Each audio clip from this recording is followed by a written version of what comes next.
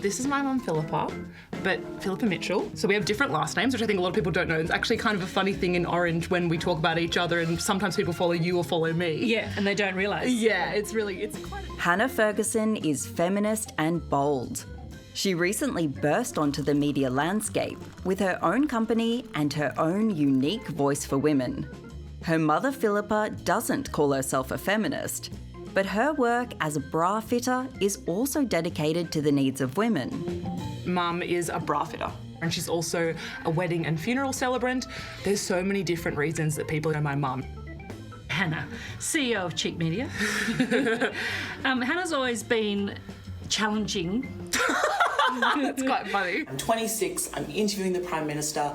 Most politicians have actively sought out an interview on my platform, and I've said no. At the age of 10, I decided incredibly naively that I wanted to be the Prime Minister of this country. I never thought she'd be doing what she does now, but it makes perfect sense. I love that we both work in such different spheres, but I'm helping women in my community to feel empowered, and Hannah's giving women across Australia and the world empowerment through a very different means. This intriguing mother-daughter duo thrives, despite their political differences. No, it's not. My parents are two people that I disagree with strongly, but really foster that disagreement. I grew up in a family that actually said, Pauline Hanson says what we're thinking. Oh my God, the poetry.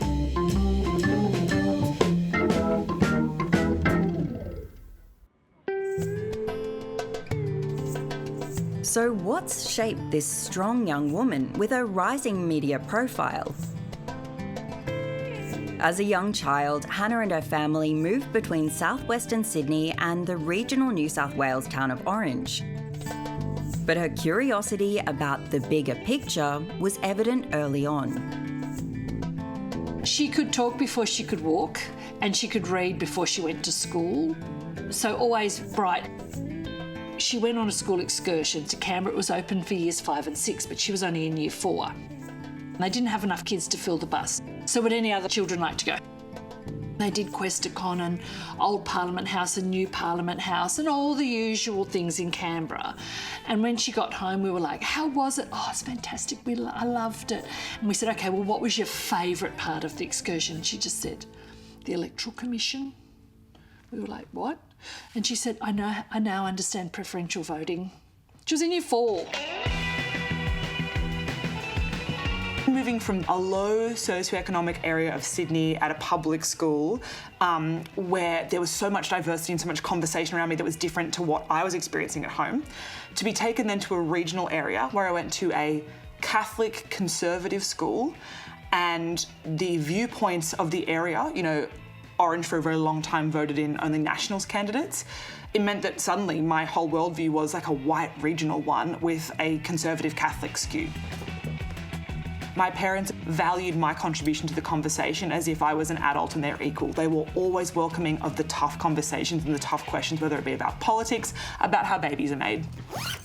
Like anything and everything, they were like, come to us, let's talk about it. I grew up in a family that actually said, Pauline Hanson says what we're thinking. Really? That is actually my experience, and I'm very progressive now, but my parents rang me on the weekend to say they'd voted for Labor and Independence, respectively.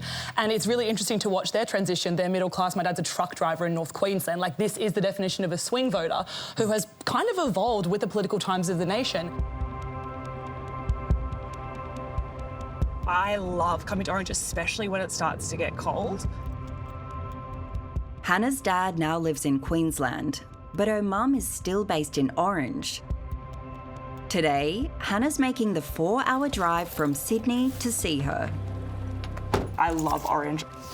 I'm actually so glad that I grew up there and I had those different experiences. Hi, darling. Hi. How are you? Good, how are you? Good. It's lovely to see you. Yeah. It was an interesting childhood, wasn't it? Yeah. And lots of conversation. Yeah. Yeah.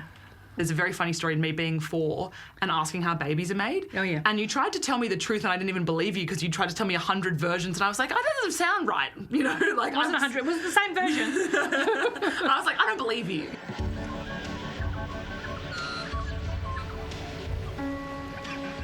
you're thinking all the time, right? Yeah. Do you have an off switch? Yeah. Oh, yeah. Okay. Do you? No, you surely do. I do now, when is but it? I don't know that you do. My sister used to say, if you want an honest answer, ask Philippa. If you don't, don't. That's absolutely my experience. Like, I would be like, do you think this dress looks good? It's not your best. There's no malice in it because it's very much like, you know, if you ask the question, you're going to get a straight answer, and it's not meant to hurt you. It's just fact-based information. Mum's classic line, it's just fact-based information. If you ask anything and you get like a bit of a sore spot wounded, it's fact-based information. I go, well, that's your perception of the dress I'm wearing, but it's just fact-based information. But you see, even that face, well, fuck. You asked. Oh, there's a fight on, look. My dad is also a very candid, upfront guy. And I think I get my social kind of extroversion from my dad, who I just love very much. And we fight. We have big disagreements all the time. He texts me outrageous jokes all the time. He is politically incorrect. He is entirely himself. And there are things in my dad that I'm like, I do not want to be that. But I'm really close to my dad. So my brother is 5.5 years younger than me, and then my sister is 7 years younger than me. So they're 18 months apart, but I'm a bit older. So there's a bit of a gap. So we have very different perspectives of our upbringings. I think that when I was in year 9, 10, 11, I knew that my parents probably weren't going to be together for my whole life. Hannah's parents divorced when she was in her final year of high school. The responsibility of being a sounding board for both her mum and dad weighed heavily. The parents that were once the big, big heroes you looked up to, they're kind of just people. Suddenly, there's a moment where you realise that that's just a person who's having their own experience right now. The breakdown of a marriage meant a lot of disagreements and fights, and it got nasty, and the kids it wasn't behind closed doors, it was out in the open. And although at the time I didn't want the children to see that, I also believe that that is normal. Not everybody gets on all the time. Yeah. But then you've got to deal with it, and you've got to, okay, let's work this through. How do we fix it? How do we make it better? It didn't get better. So it had to be the end of the marriage, and it was nasty, sadly, but that's life. I had a full-time job, and the full-time job would have kept us going, right? But if I wanted to get ahead financially, I had to do more. So I was a marriage and funeral celebrant, and I went to Dubbo to be like an exhibitor at a bridal fair. And the lady who was set up next to me was working for a lingerie company as a consultant. She said to me, you should be selling bras. And I'm like, no, I'm a marriage celebrant. I'm not going to sell bras. At the time, we had a Myer department store here, which was closing. And I'd also just separated from my husband. And I thought, well, it gets me out of the house. It's a side hustle. I can meet new people. I can make a little bit of extra money, which is always good when you're a single mum. So I thought, well, why not? I'll give it a go. It's so funny because, like, I think in my childhood I was always like, is my mum a bit, like, reserved on that sort of stuff? It was never like I thought she was prudish or anything. I think maybe I didn't anticipate that her job would become boobs. I started in this business to help women, and my partner said to me, why don't you take your products and services to women who can't travel? Why don't you get a caravan, more retrofit it, so that it becomes the mobile fitting studio? So I found this caravan. This lady had bought it and she'd had it done up. She wanted to run a business for women, but she never made it happen, unfortunately, because COVID hit. I made her an offer and she said to me, what do you want to do with the caravan? And I said, it's going to be a mobile bra fitting caravan. And she said, oh, it's yours. It's a bit low, isn't it? I think it's hard because people might think the caravan's tiny, but we're just huge. It's like the age-old question. It's like huge women or tiny caravan. Yeah.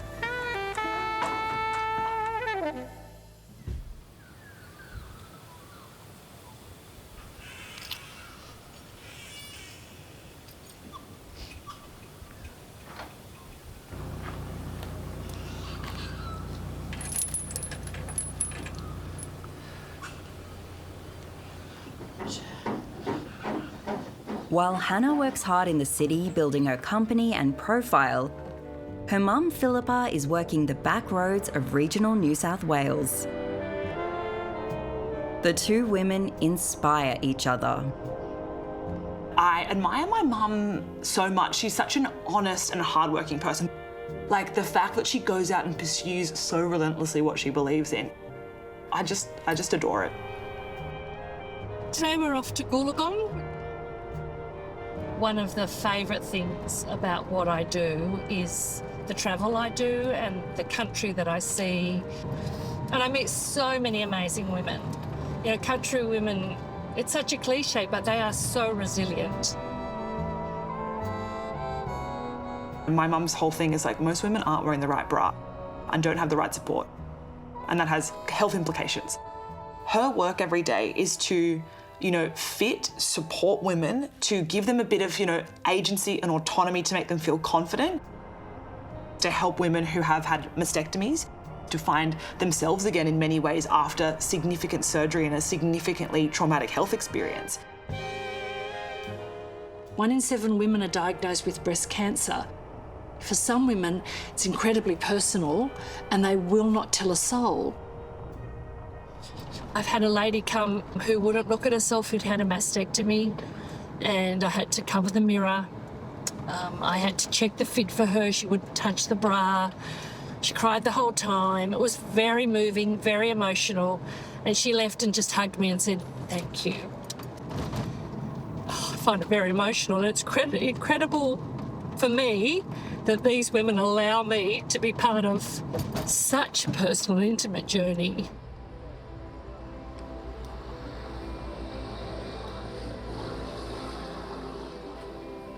After the flood in Ugara, that afternoon I got back to Lucknow and I said to my sister, "Can you get me a bra? Because I've had a mastectomy."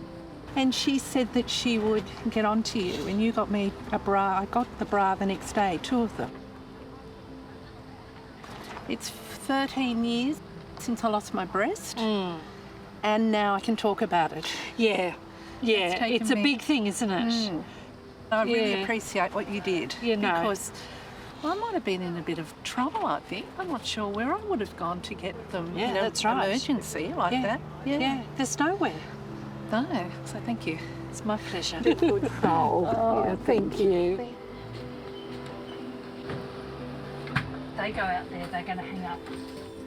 There's no service like hers in regional New South Wales. Predominantly nowadays, there's a few businesses have closed. So basically west of the Blue Mountains is the area Philippa serves. So it's hundreds of thousands of square kilometres. Just take your jacket off, pop it on the chair there, and then head down that way, all the way down there. Come on in, Lynn. There was no bra stores near where I live. And you're also getting a professional that'll do it. I've even brought my granddaughter, and Philip puts her at ease. Okay, have a good day. I believe in the empowerment of women. I don't see my work as being feminist. I see my work as offering women a solution to a day-to-day issue. But I don't see it as a feminist act. I see it as a community service. I think we all have a place in society and we should all support and respect each other. And if that doesn't happen, then I guess I'm like, that's not right. But I would never say, oh, as a feminist, that's not right. But Hannah's work is unflinchingly feminist. She's a commentator and author, a podcaster and social media influencer, consistently challenging traditional media and encouraging young women to engage politically. At 10 a.m. this morning. Always start the day, I'll go and get a coffee, I'll do some emails, have a call with my editor, see what she's publishing for the day. A lot of my job is really understanding what the media is doing that day, what politicians are doing that day. Within these 31 recommendations is a significant suite, an opportunity for reform. So why isn't the Prime Minister implementing them? Well, because of the strength of the gambling lobby in Australia. author and chief executive of Cheek Media, Hannah Ferguson. Luckily for us, she joins us now. Cheek was started at the end of 2020. We wanted to create a space where people who were open to maybe progressive ideas but didn't feel welcome in left-wing spaces could enter. My experience of going to university and trying to engage in feminism for the first time was, I don't really know how to use all the right language and get the terminology right, and maybe I'm not kind of good enough to be in the members club of this space. I think that there is sometimes an exclusivity to that feeling. And so Cheek was very much, how do we make this like an entry-level space for people to have conversations and kind of renew the public square away from the Murdoch media? I don't care. Cheek is a lot of things. At its core, I would say we're an independent new media platform that kind of exists to challenge existing power structures and provide a progressive feminist lens on the news. I know it was created for what Hannah felt like was a really big gap, and was at the time a really big gap. It was almost like we were thrown into, okay, we've created this platform, Instagram first, to put out opinions that challenged legacy media and the political class. And then to be thrown in the deep end of like, and it's all happening right now. Australia was having its Me Too moment. We were suddenly commentating on things that were so pertinent to our audience as well. And that was an opportunity. I'm the polling sort of for Gen Z here because I'm the only person on this panel that still gets asked for ID at bars. But I think that my role here is that I don't watch free-to-air TV. I don't think I ever have, frankly. Then came Hannah's leap from digital to real-life audiences with the launch of her national tour.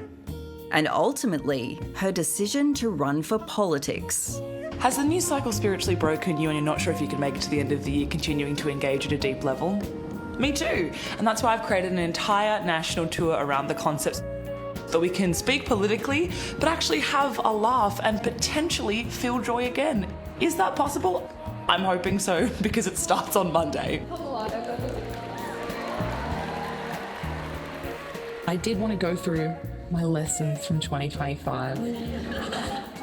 Cheek went from being mostly my thoughts on politics for 2 or 3 years, and then I kind of pivoted and went, this is big, and it actually needs to step away from me a bit more and be able to live on as an entity at some point when I depart. Good afternoon and welcome to the National Press Club. Today's speaker is Hannah Ferguson. I am part of the legacy media. I also have very young children, and I find everything you're saying very reassuring. The kids are going to be fine. So what I want to know is, would you ever consider yourself a career in politics? Oh, I was hoping someone would ask it. No, my intention is to run at the next federal election as an independent senator for New South Wales. Amazing. How do I feel about Hannah running for Parliament? I thought, she's not going to be able to toe the party line. So when she said she was going to run as an independent, I thought, yeah, that's perfect. Because you can still influence, you can still represent your community, and you can still be authentically you without having to toe the party line and not agree with things.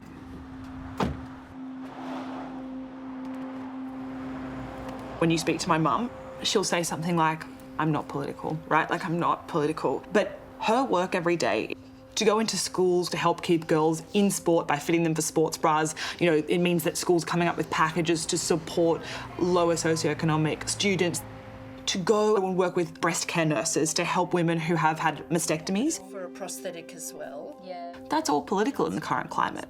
And I don't want to politicise these basic things that shouldn't be controversial, but that's a really important act, especially in a regional community that's underfunded, that doesn't have these services and resources available. Another one here, ready to go. I have a positive view of lots of people across the political spectrum that are just trying to do something they believe in for their community. It's really yummy. There are lots of people that really want to do things, and there are lots of other people that only listen to the loudest voice in the room and are bending to pressure that stop anything from getting done.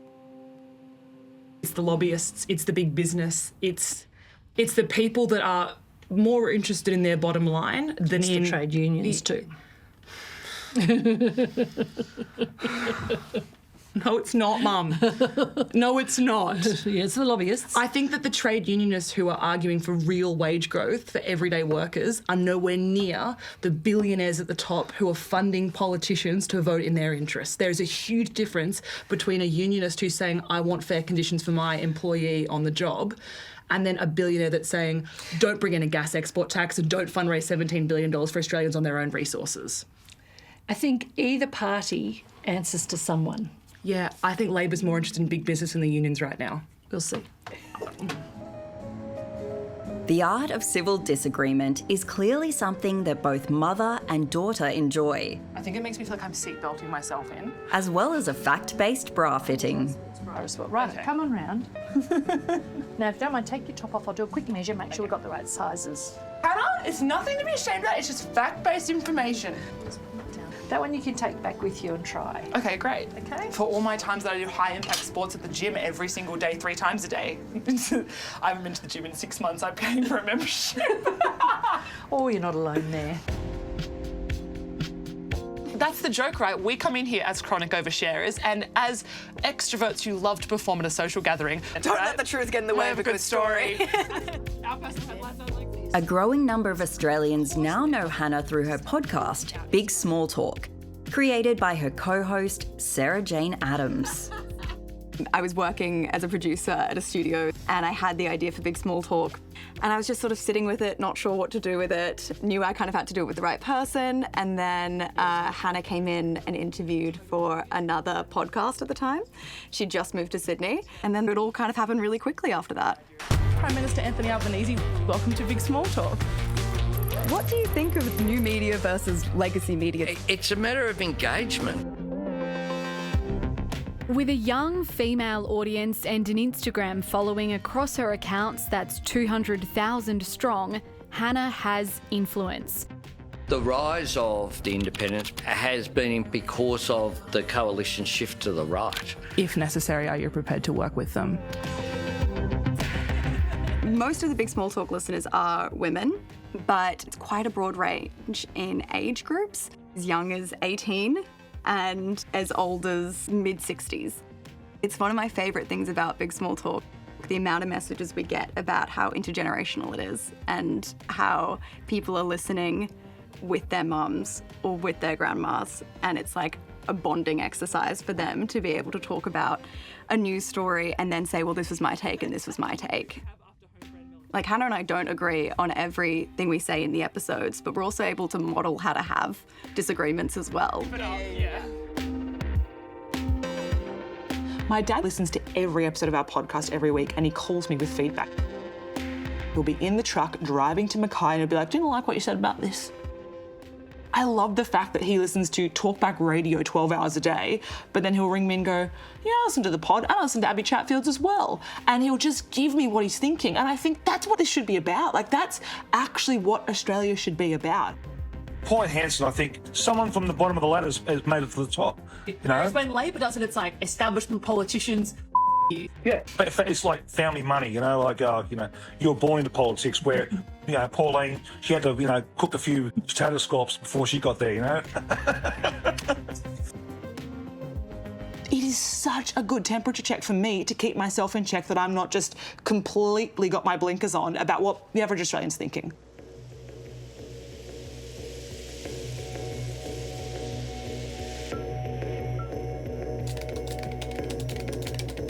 So I have a new approach in 2026 to responses like this, submissions, messages that I'm getting. 3 times today now, when I've gotten things like this, I've just gone to the person's Instagram profile and started calling it. There's a phone call function through our Instagram profiles. Comes through like a telephone call. None of the men have answered so far, so we're 0 from 3 today. But I just want to chat, because if you're willing to submit this, you know, relatively anonymously from your perspective to me, let's talk. Let's talk it out and hear your views. 2026, Ferg is chatty. When I get the death threats and threats of violence, I'm not sure if it's about being a young woman so much as I think it's about being confident and having something to say.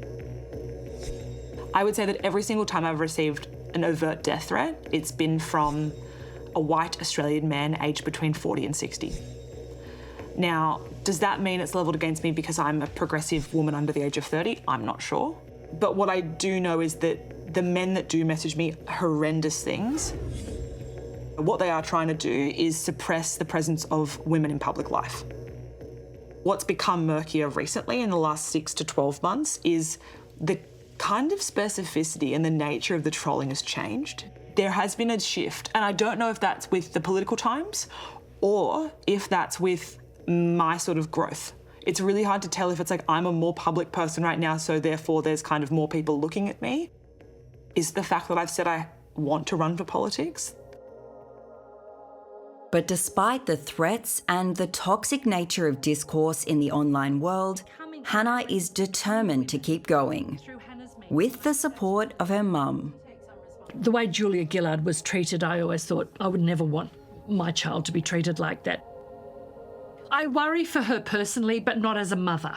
That's interesting. Yeah, I worry. What do you mean? Well, because you're a 27-year-old woman, and I know the attacks that you had, the death threats and things, and I think that's the sphere you're in. Yeah. And I think it gave you good experience for going into politics. I didn't like that it happened, but I feel like it had to happen. Does that? Yeah, I think that my parents have a really strong sense of an ability to they'll know when something's going wrong. So both of my parents in a particular week, they'll see what's happening online. You're not particularly online people. No. But you'll see if enough things are happening to warrant, I'll get a call being like, I'm seeing, are you okay? But or just a text, are you okay? My parents also know I will ask if I need something from them, but I am someone who probably should ask a bit more, I would say. The things I've shared. And in many ways, it's the reason so much of my audience trusts me, because I am upfront about who I am. And I think it's tough because it's daunting to say, if I've had these poor experiences in the past, I still want to go into politics. I would be lying if I said that I didn't lie awake at night thinking about what might happen. But I think courage is being scared and doing the right thing anyway because you believe in something. I never thought she'd be doing what she does now, but it makes perfect sense. I understand that's a whole... I love that we both work in such different spheres, but I'm helping women in my community to feel empowered, and Hannah's giving women across Australia and the world empowerment through a very different means. And I love that. Oh, I'm getting a bag now. Getting a bag. Righto. Do I get a little business card too? You actually get, you get this card. There's all my details. That's a QR code for you to do a Google review of my business, so it helps more women find me. 5 stars, maybe 4 if you don't play your cards right. Bra care instructions and returns policy. What's the returns policy when you're my mum?